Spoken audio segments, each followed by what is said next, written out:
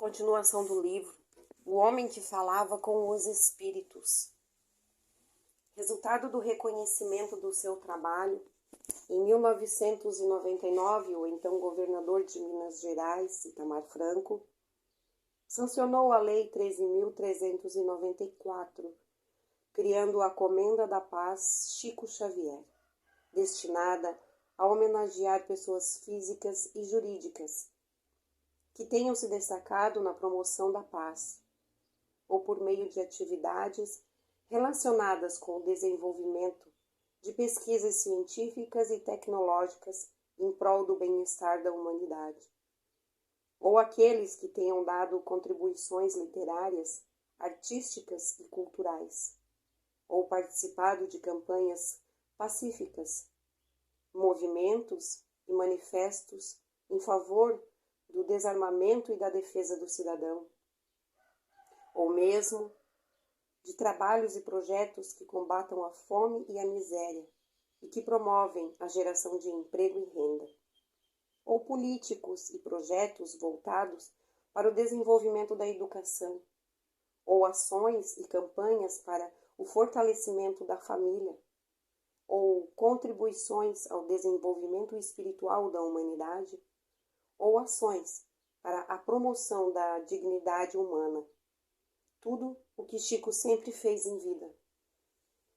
Seu valor não foi registrado apenas pelos mais de 100 títulos de cidadania que recebeu no Brasil, em cidades como São Paulo, São José do Rio Preto, São Bernardo do Campo, Franca, Campinas, Santos, Catanduva, Uberaba, Pedro Leopoldo, Uberlândia, Araguari, Belo Horizonte, Campos e entre outras. Prova disso foi a grande campanha realizada para que ele recebesse o Prêmio Nobel da Paz. Em 1981, quando cerca de 10 milhões de brasileiros assinaram um manifesto com sua indicação ao prêmio. No dia 23 de maio de 1980, a Rede Globo apresentou o programa Um Homem Chamado Amor, dirigido por Augusto César Vanucci, para divulgar a campanha promovida para a indicação de Francisco Cândido Xavier ao Prêmio Nobel da Paz. O programa contou com a participação de globais, como Lima Duarte, Roberto Carlos, Eva Vilma, Elis Regina, Nair Belo, Tony Ramos, Glória Menezes e entre outros. Durante o programa, Chico Xavier psicografou uma bonita mensagem de Emmanuel falando sobre o tema amor, tão enfocado durante o programa, que foi: a inteligência humana conseguirá atingir as maiores realizações. Poderá conhecer a estrutura de outros mundos, construir no piso dos mares, escalar as mais altos montes, interferir no código genético das criaturas, decifrar os segredos da vida cósmica, penetrar os domínios da mente e controlá-los, inventar as mais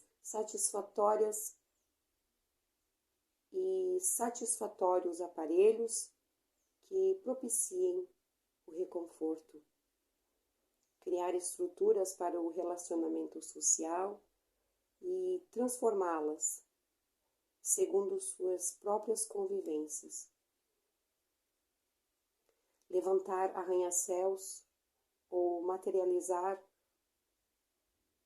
os mais arranjados da fantasia. Entretanto, nunca poderá alterar as leis fundamentais de Deus e nem viver sem amor. Ele acabou não ganhando o prêmio.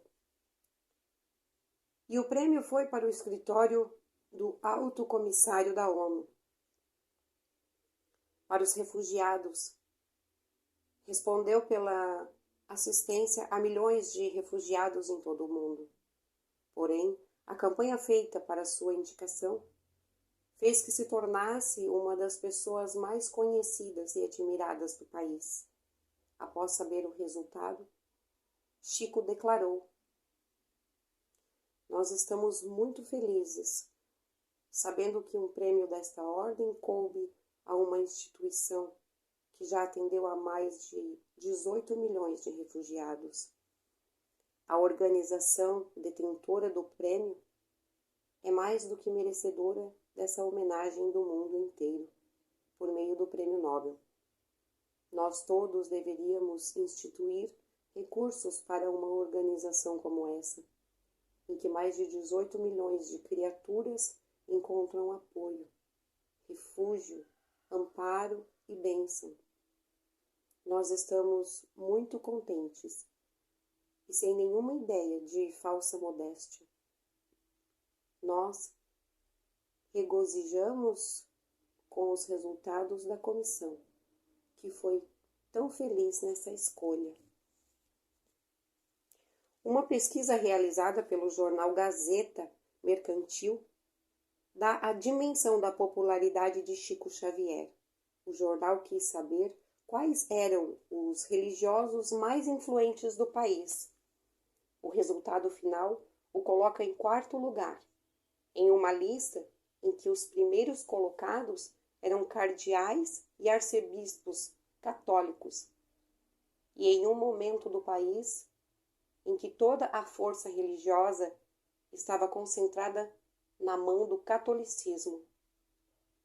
Os 5 religiosos mais influentes foram: primeiro, Dom Paulo Evaristo Arnes, 13,6%. Segundo, Dom Helder Câmara, 11,49%. Dom Aloísio, 11,39%. Quarto, Francisco Cândido Xavier, 9,52%. Quinto, Dom Eugênio Salles, 9,17%. Outro momento de destaque foi quando Chico Xavier foi eleito Mineiro do Século no concurso realizado pela Rede Globo, ficando à frente de personalidades como Santos Dumont, Pelé, Betinho, Carlos Drummond de Andrade, Ari Barroso e Juscelino Kubitschek. A pesquisa foi realizada pela Rede Globo, Minas, e apresenta em novembro de 2000. Mineiro do Século. Resultado da votação. Primeiro, Chico Xavier.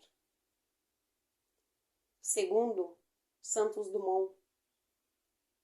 Terceiro, Pelé. Quarto, Herbert de Souza, Betinho. Quinto, Carlos Drummond de Andrade. Sexto, Ari Barroso. Sétimo, Juscelino Kubitschek. Oitavo, Carlos Chagas. Nono, Guimarães Rosa. 10º, Sobral Pinho. Em 2006 foi a vez da revista Época, em sua edição 434, de 11 de setembro, apontar Chico Xavier como o maior brasileiro da história, em pesquisa feita pela internet. Os 8 primeiros colocados na votação dos eleitos de época foram: primeiro, Chico Xavier. Segundo, Ayrton Senna. Terceiro, Pelé. Quarto, Garrincha. Quinto, Santos Dumont. Sexto, Juscelino Kubitschek. Sétimo, Lula. Oitavo, Getúlio Vargas. Lição de trabalho.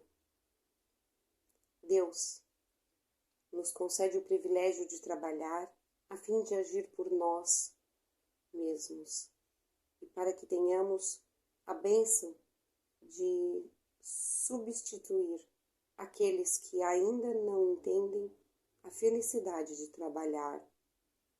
Emmanuel. Gotas de Paz. Chico Xavier foi um exemplo de trabalhador feliz.